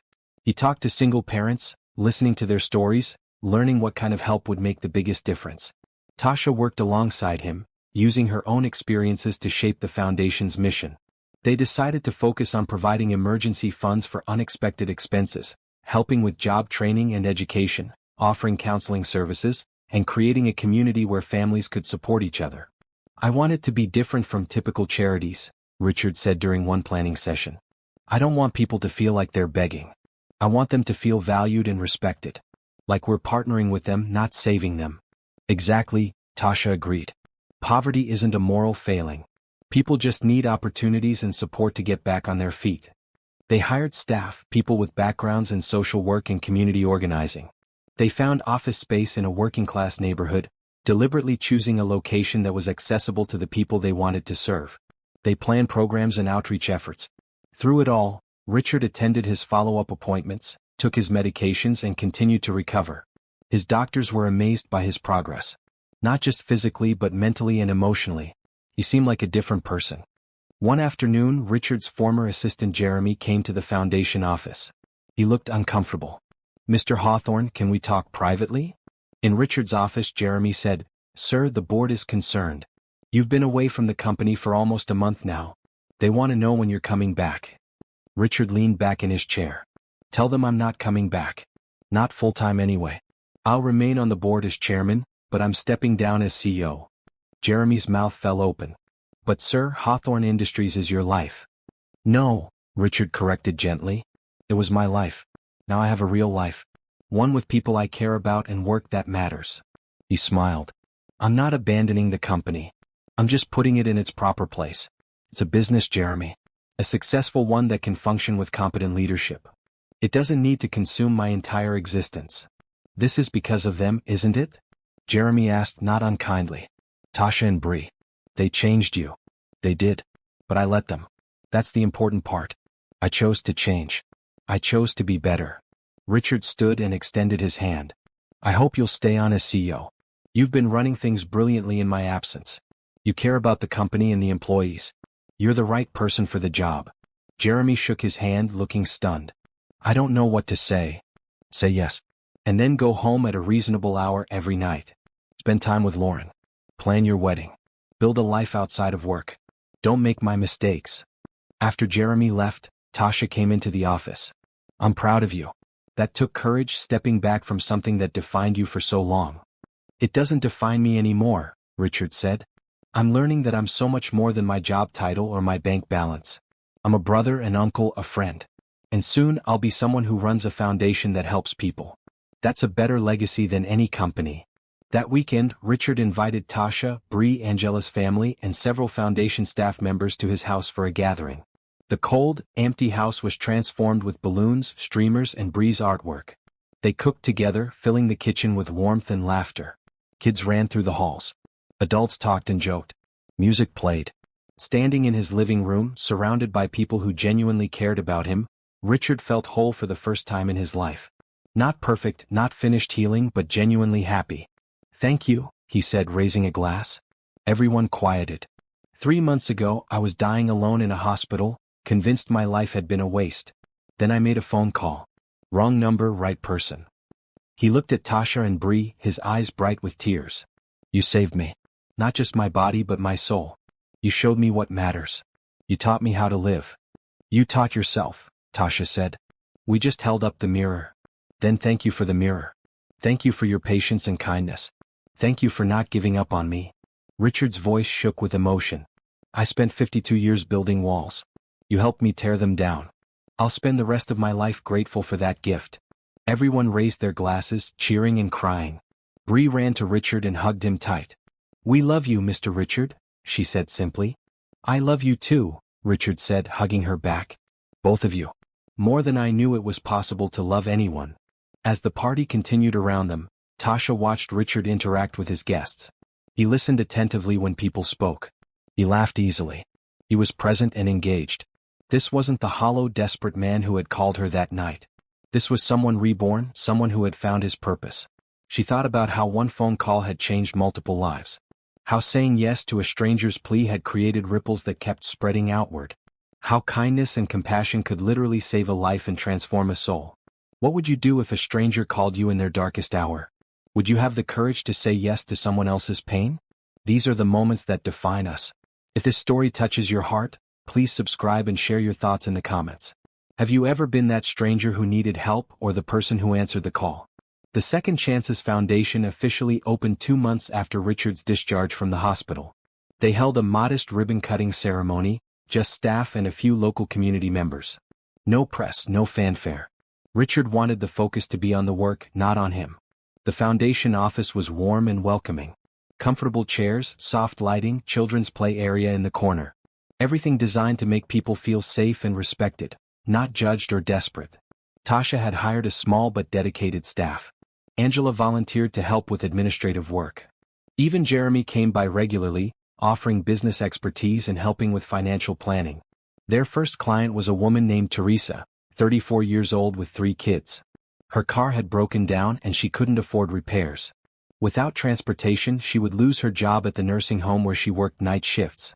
Tasha met with Teresa in a private office, listening to her story without judgment. Teresa cried as she explained her situation, ashamed of needing help. "There's no shame in needing support," Tasha said gently. "Life throws challenges at all of us.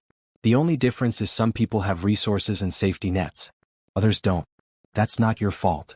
The foundation paid for Teresa's car repairs and provided 3 months of assistance with her car insurance. They also connected her with a financial counselor to help her build savings and plan for future emergencies. "I don't know how to thank you," Teresa said, tears streaming down her face. "You saved my family." "Pay it forward," Tasha said. "Someday when you're able, help someone else. That's all the thanks we need." Word spread quickly through the community. More people came, each with their own story. Single mothers struggling with childcare costs.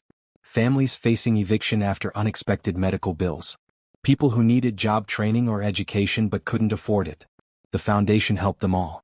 Not with judgment or conditions, but with dignity and respect. They provided emergency funds, connected people with resources, offered counseling and support. Richard was there every day, meeting clients, listening to stories, understanding the real impact of poverty and struggle. It broke his heart and filled it at the same time. "I had no idea," he said to Tasha one evening after a particularly difficult day. "I knew poverty existed intellectually, but I didn't understand it. Not really. The stress, the impossible choices, the constant fear. How do people survive it?" "The same way I did," Tasha said. "One day at a time. With help from good people and a lot of hope." Richard threw himself into the foundation work with the same intensity he'd once brought to his business. But this felt different. Every person helped, every family stabilized. It mattered in a way profit margins never had. He also maintained his relationships. Weekly dinners with Angela's family became routine. He attended Emily and Noah's school events, cheering from the audience like any proud uncle. He called his sister regularly just to talk, to stay connected. And he saw Tasha and Bree almost daily. They'd become such an important part of his life that he couldn't imagine his days without them. Bree did her homework at the foundation office after school. Tasha and Richard strategized about programs and outreach. They felt like family. One Saturday, Richard suggested a trip. "Let's go to the beach. Tasha, you said you and James never made it to the ocean. Let's go." They drove 2 hours to the coast, the new CRV handling the highway perfectly. Bree chattered excitedly the whole way, asking questions about the ocean, about fish and waves and sand. When they crested the final hill and the ocean came into view, vast and blue and endless, Tasha pulled over. She sat there for a long moment, staring at the water, tears streaming down her face. "We were supposed to see this together," she whispered. "James and me and Bree. It was our dream." Richard reached over and squeezed her hand. "He's here. In spirit. I believe that." They spent the day on the beach. Bree ran through the waves, shrieking with joy. Tasha walked along the shore, letting the water lap at her feet, feeling connected to James somehow. Richard collected shells, his sketching supplies in hand, capturing the beauty around them. They ate fish and chips from a beachside stand, sitting on a blanket and watching the sunset paint the sky in brilliant oranges and pinks. "This is perfect," Bree said, leaning against Tasha. "I wish we could stay here forever." "We'll come back," Richard promised. "Whenever you want. This can be our place." Driving home in the darkness, Bree fell asleep in the back seat. Tasha and Richard talked quietly, the kind of comfortable conversation that comes from deep friendship. "I've been thinking about something," Richard said. "You and Bree are living in that small apartment, working constantly, struggling to make ends meet. And I have this enormous house with 6 empty bedrooms." "Richard," Tasha said warningly, "just hear me out. What if you moved in? Not as a charity case but as family. You could have your own space, your own privacy. But Bree would have a yard to play in. You wouldn't have to worry about rent. You could save money, go back to school like you wanted." "We can't accept that," Tasha protested. "It's too much." "Why is it too much? I have the space. You need housing. We spend almost every day together anyway. This just makes practical sense." Richard glanced at her. "Please, let me do this. Not as an obligation but because I want to. Because you're family now."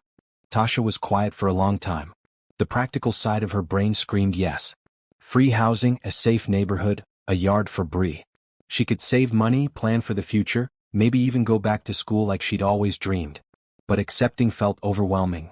She'd worked so hard to be independent, to take care of herself and Bree without relying on anyone. Accepting this much help felt scary. Then she remembered her own words to Richard in the hospital. About how accepting help wasn't weakness. About how letting people in was being human. "Okay," she said softly. "Yes. Thank you." Richard's smile lit up the dark car. "Really? You'll do it?" "We'll do it. But I'm paying utilities and groceries. And I'm still working at the foundation full-time. This is a partnership, not charity." "Deal," Richard agreed immediately. They moved in 2 weeks later. Richard had prepared a whole wing of the house for them. Tasha got a large bedroom with an attached bathroom and a small sitting area. Bree got her own room, which Richard had helped her decorate in purples and blues, her favorite colors. "This is like a palace," Bree breathed, spinning in circles in her new room. "I can't believe this is ours." The house transformed with their presence. Tasha's cooking filled the kitchen with delicious smells. Bree's artwork appeared on walls and the refrigerator. Laughter echoed through halls that had been silent for years. The cold, sterile space became a home. They established routines. Breakfast together every morning before work and school. Family dinners most evenings, taking turns cooking. Weekend activities, sometimes just the 3 of them, sometimes including Angela's family or foundation staff. Richard had never been happier. He'd spent his whole life working toward success, thinking that achievement would bring fulfillment. But this, sitting at the breakfast table with Tasha and Bree, listening to Bree talk about her day at school, helping with homework, planning meals together, this was fulfillment. This was what he'd been missing. One evening, about a month after Tasha and Bree moved in, they were sitting in the living room after dinner. Bree was reading on the couch, curled up with a blanket. Tasha was going over foundation paperwork. Richard was sketching, something he did almost every evening now. "This feels right," Richard said suddenly. "Having you both here. It feels like how life is supposed to be." Tasha smiled. "It feels right to us too. You've given us such a gift, Richard. Not just the house but the stability, the security. Knowing Bree is safe and has opportunities. I can't thank you enough." "You've given me more," Richard insisted.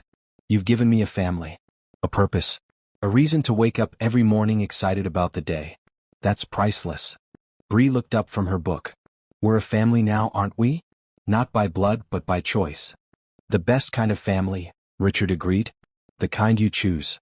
The foundation continued to grow. They helped dozens of families in the first 3 months.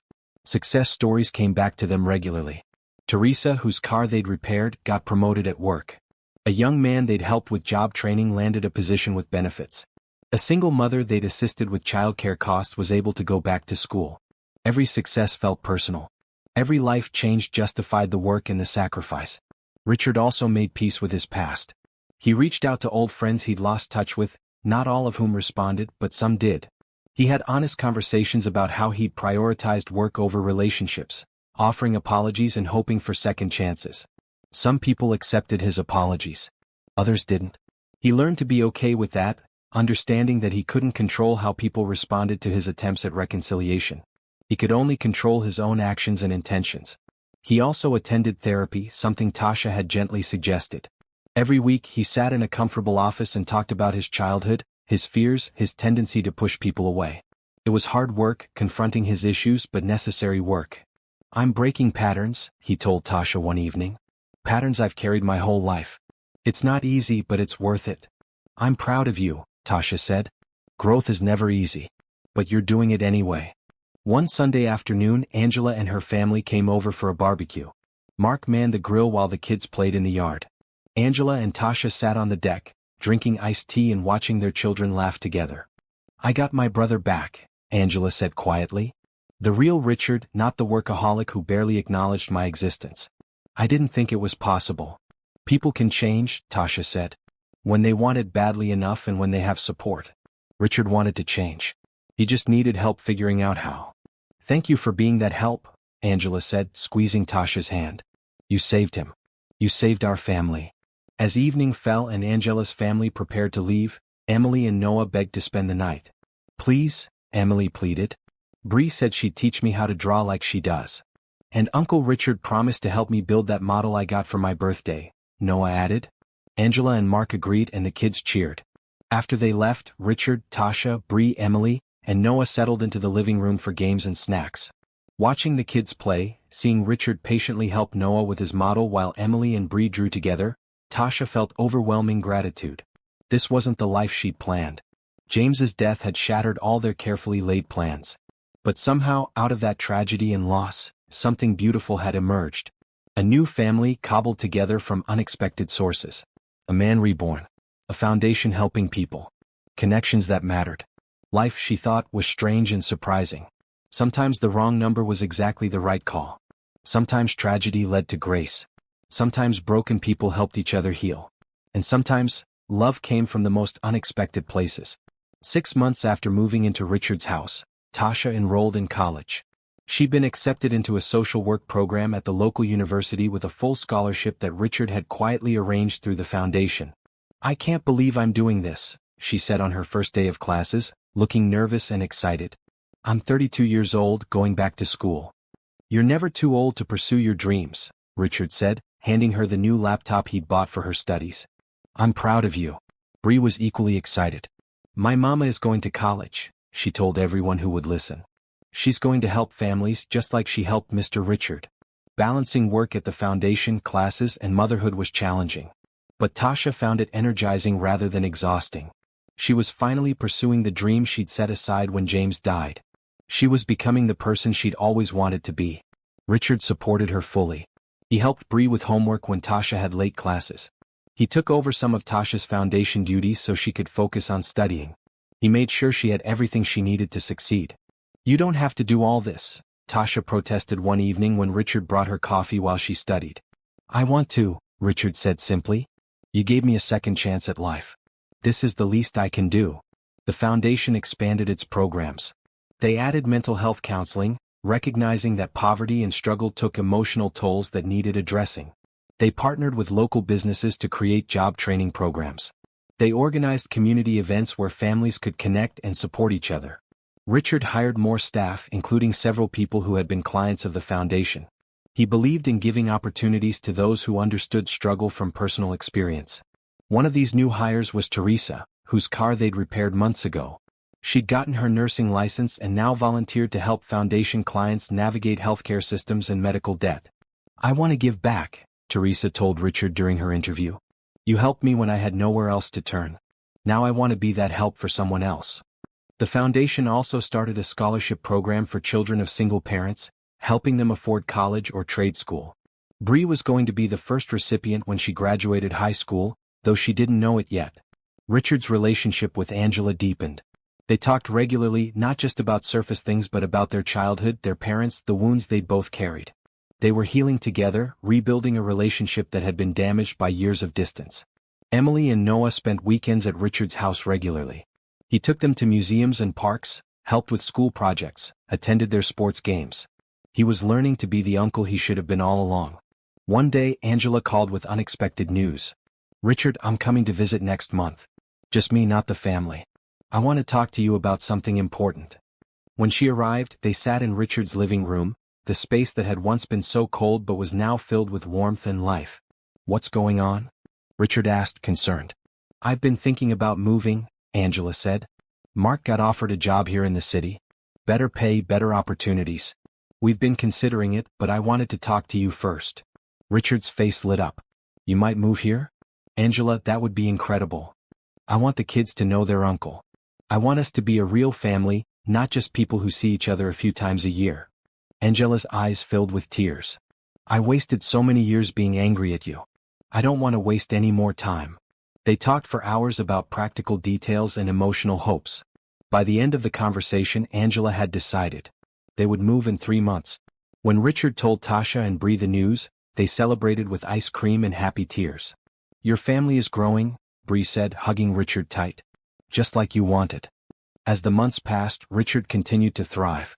He attended all his medical appointments, took his medications faithfully, and maintained a healthy lifestyle. His doctors were amazed by his sustained recovery. "Whatever you're doing, keep doing it," Dr. Patterson said at a checkup. "Your heart is strong. Your lungs are clear. You're in better health now than most people your age who haven't had your medical history." "I have reasons to stay healthy," Richard said, showing her photos on his phone. "Family, friends, work that matters." Dr. Patterson smiled. "Those are the best reasons." Richard also made amends where he could. He reached out to former employees he'd treated poorly, offering apologies. Some accepted graciously. Others didn't respond. He learned to accept both outcomes with grace. He donated significantly to causes he'd ignored before. Environmental protection, education access, mental health services, homeless shelters. He used his wealth meaningfully, guided by a newfound understanding that money was a tool for creating positive change, not just a score to measure success. The foundation celebrated its 1-year anniversary with a community event. Over 100 families they'd helped attended, sharing food and stories. Client after client stood up to share how the foundation had changed their lives. Teresa spoke about getting her nursing license and finding stable employment. A young man named Kevin talked about the job training program that helped him get hired as an electrician. Mother named Patricia described how counseling services helped her cope with depression and get back on her feet. Richard sat in the audience, tears streaming down his face. This was impact. This was meaning. This was the legacy he wanted to leave. When it was his turn to speak, he shared his own story. About being lonely and empty despite his success. About the phone call to a stranger. About how Tasha and Bree had saved his life by showing him what really mattered. "I thought success meant money and power," he said. "But real success is measured in lives touched, in people helped, in connections made.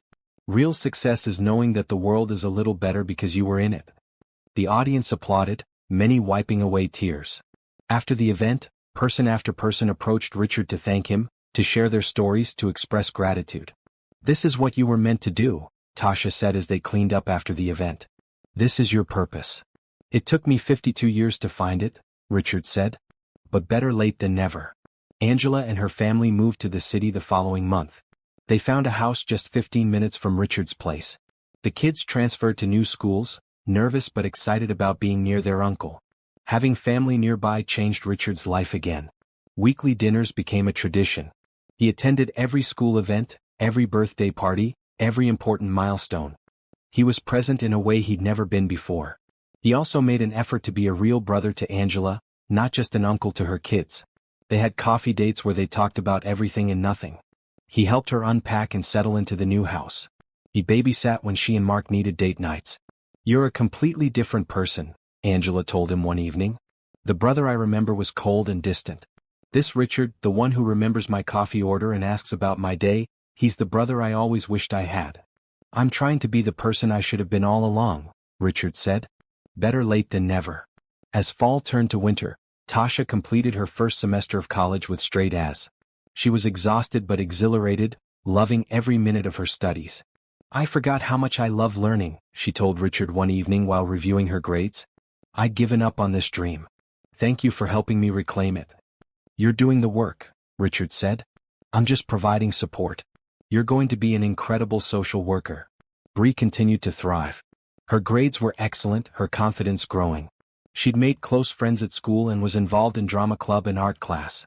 She was becoming a remarkable young woman, full of compassion and creativity. One December evening, They were all gathered in the living room decorating the Christmas tree. It was the first real Christmas celebration Richard had had in decades. In recent years he'd worked through the holidays treating them like any other day. But this year was different. The house was filled with lights and decorations. Presents were piling up under the tree. Christmas music played. Angela's family would be over for dinner on Christmas Eve. As Richard hung ornaments alongside Tasha and Bree, with Christmas cookies baking in the oven and laughter filling the air, he felt profound contentment. "This is what I was missing my whole life," he said quietly. "This warmth, this connection, this feeling of belonging." Tasha smiled at him. "You have it now. That's what matters." "I almost lost my chance," Richard said. "If I hadn't made that phone call, if you hadn't answered, I would have died never knowing what this felt like." "But you did call," Bree pointed out. "And Mama did answer. And now we're a family." That's how the story was supposed to go. Richard hugged them both, overwhelmed with gratitude. A year and a half ago he'd been dying alone in a hospital room, convinced his life had been meaningless. Now he was surrounded by love, doing meaningful work, connected to people who mattered. All because he'd reached out in his darkest moment. All because one kind woman had said yes to a stranger's desperate plea. "Thank you," he whispered. "For everything. For saving me. For being my family. For showing me what really matters." "You saved yourself," Tasha said. "We just walked beside you." As they finished decorating the tree, Richard thought about second chances and new beginnings. About how it's never too late to change, to grow, to become the person you're meant to be. He thought about all the people the foundation had helped, all the lives that had been touched because he'd learned what compassion meant. The ripple effects of that one phone call kept spreading outward, touching more and more people. Life, he realized, was about connections. Not money or power or achievements, but the bonds we create with other humans. The ways we show up for each other. The love we give and receive. He finally understood what it meant to be alive. And he was determined to spend the rest of his life honoring that understanding, spreading kindness wherever he could, being the person Tasha and Bree had believed he could become. Spring arrived with warm sunshine and blooming flowers. Richard stood in his backyard, which had been transformed from a sterile lawn into a thriving garden. Bree had insisted they plant vegetables and flowers, turning part of the yard into a community garden where neighborhood kids could learn about growing food. "Uncle Richard, look," Emily called out, running over with a basket. "We picked the first strawberries." Richard examined the bright red berries with genuine delight. "These are perfect. Should we make strawberry shortcake?" "Yes," the kids chorused. Inside, Tasha was studying for finals, her second semester of college almost complete. She'd made the dean's list again, juggling school, work, and family with remarkable grace. Richard felt proud every time he looked at her dedication and determination. The foundation had helped over 200 families in the 18 months since opening. They'd expanded to include a community center with free childcare, job training programs, and educational workshops. Richard had donated significantly more money to ensure the foundation's long-term sustainability. But more than money, he donated time and heart. He knew every staff member by name, understood their stories, cared about their lives. He knew many of the clients too, following their progress, celebrating their successes. Teresa had become the foundation's healthcare coordinator, helping families navigate medical systems and find affordable care. Kevin, the young electrician, taught job training classes twice a week. Several other former clients had joined the team, creating a culture of shared experience and genuine empathy. Jeremy had thrived as CEO of Hawthorne Industries. The company was more profitable than ever, but also more ethical. Jeremy had implemented family-friendly policies, fair wages, and community investment programs. Richard remained chairman of the board but rarely involved himself in day-to-day operations. "You were right," Jeremy told Richard during a recent lunch. "There's more to life than work. Lauren and I are expecting our first baby. I'm actually taking paternity leave when the baby comes. Old me would never have considered that." "Congratulations," Richard said warmly. "That's wonderful news. Being present for your child, that's the most important thing you can do." Angela and her family had settled into city life beautifully. Mark loved his new job. Emily and Noah were thriving in their schools. Angela had started volunteering at the foundation, using her organizational skills to help streamline operations. The two families, Richard's household and Angela's, had become deeply intertwined. Dinners together multiple times a week. Weekend activities. Holiday celebrations. The kids considered themselves siblings more than cousins. One Saturday in May, Richard gathered everyone for an announcement. Tasha, Bree, Angela, Mark, Emily, and Noah all sat in the living room, curious about the mysterious meeting. "I have something important to share," Richard began. "As you all know, this house has become a real home over the past year and a half. It's filled with life and love in ways I never thought possible." "We love living here," Bree said immediately. "I'm glad. Because I want to make it official." Richard pulled out legal documents. "I've spoken with my lawyers. This house, along with a trust fund for ongoing expenses, is being put in all of your names. Tasha, Bree, you're not guests here. You're family. This is your home too." Tasha's eyes filled with tears. "Richard, you can't." "I can and I am," Richard said firmly. "You've given me everything that matters. Let me give you security. A place that's truly yours." "But what about your sister?" Tasha protested. "Angela should." "I have my own house," Angela interrupted, smiling. "This is right. You've been taking care of my brother, making sure he stays healthy and connected. Knowing you're here, that he's not alone, it gives me peace. Please accept this." Tasha couldn't speak through her tears. Bree hugged Richard tight and soon everyone was crying and hugging. "Thank you," Tasha finally managed. "This is beyond generous. I don't have words." "Then don't use words," Richard said. "Just keep being my family. That's all I need." Later that evening, after everyone else had left and Bree was asleep, Richard and Tasha sat on the back deck watching stars appear in the darkening sky. "I never imagined my life would look like this," Tasha said. "When James died, I thought all my dreams died with him. I thought I'd spend the rest of my life just surviving, just getting by. And now?" Richard asked. "Now I'm thriving. I'm going to college. I have meaningful work. Bree is happy and secure. We have a real home and a family we chose." Tasha turned to look at Richard. "You changed our lives." "You changed mine first," Richard reminded her. "Everything I have, everything good in my life, it all started with you answering that phone call. Do you ever think about what would have happened if I hadn't answered?" "All the time," Richard admitted. "I would have died that night or soon after. Alone and empty. Never knowing what real connection felt like. Never understanding what mattered." "I'm glad you called," Tasha said softly. "Even though it was the wrong number." "It was the right number," Richard corrected. "The universe knew what it was doing. I needed you. And maybe you needed me too." Tasha considered this. "Maybe I did. After James died, I was so focused on just surviving that I forgot about living. You reminded me that there's room for joy and dreams, not just struggle and survival." They sat in comfortable silence, watching the stars brighten. After a while, Richard spoke again. "I've been thinking about something. The foundation is doing well, but I want to expand it. Open branches in other cities.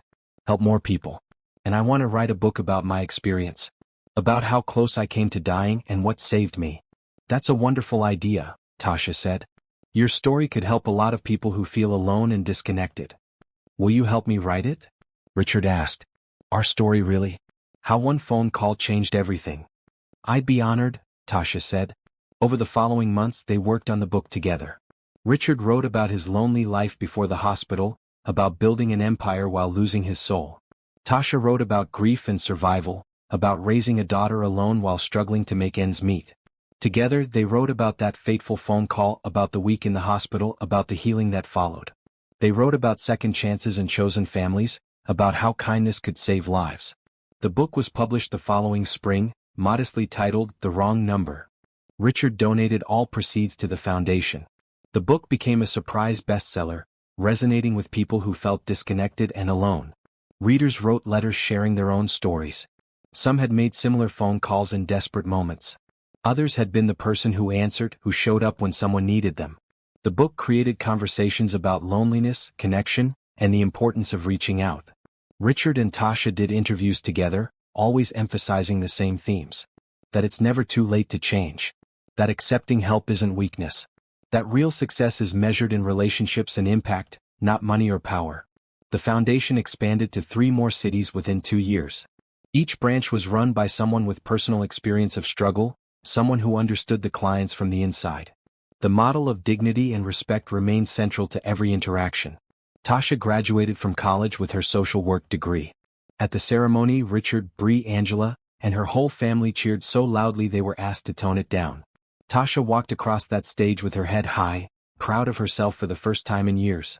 "I did it," she said afterwards, hugging Bree. "We did it. You've always been doing it, Mama, Bree said wisely. This is just one more step.